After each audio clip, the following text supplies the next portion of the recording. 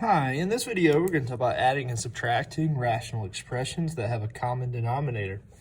To add or subtract two fractions with a common denominator, the denominator stays the same, and we add the numerators a plus b. Remember, c can't be 0 because that's not allowed in math. If we're subtracting, same idea, the denominator stays the same, a minus b goes on top, and c can't be 0 again.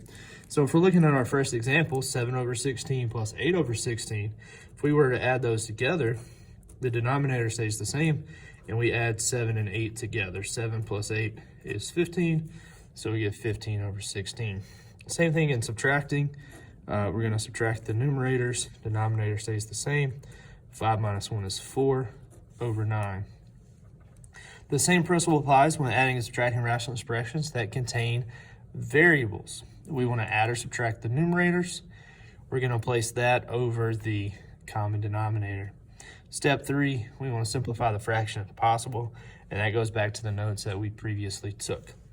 In example 2, we have the same denominator, so we can put that over there, and we're going to add the numerators together. 6x minus 4 plus x plus 2. At this point, we can combine like terms. 6x plus x is 7x. Negative 4 plus 2 is negative 2 all over x minus 5. Can't be simplified. Example 3, denominator's already been factored for us, but as you see, x plus 5 and x minus 2, so the denominators are exactly the same. So we can write that one time,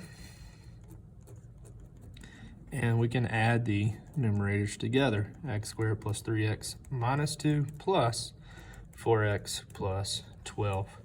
We combine like terms. X squared, 3x and 4x is 7x. So we get x squared plus 7x. Negative 2 and 12 is 10 divided by x plus 5 times x minus 2. At this point, we could factor the numerator. What can we multiply to get 10? That has to give us 7. That'd be 5 and 2. And we have the denominator. And we see that we can factor out the x plus 5s. So our final answer will be x plus 2 over x minus 2.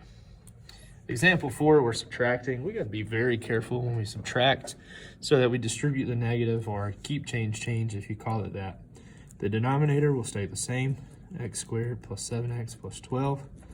The numerator, x squared minus 2x plus 3 minus, we got to have parentheses for the second set here. That way when we subtract, we don't make a mistake with this subtraction sign. So we're going to keep change.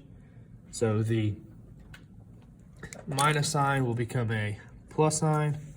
The x squared becomes negative. The 4x becomes positive. And the negative 5 becomes positive. At that point, we can combine our like terms. X squared and negative x squared cancel out.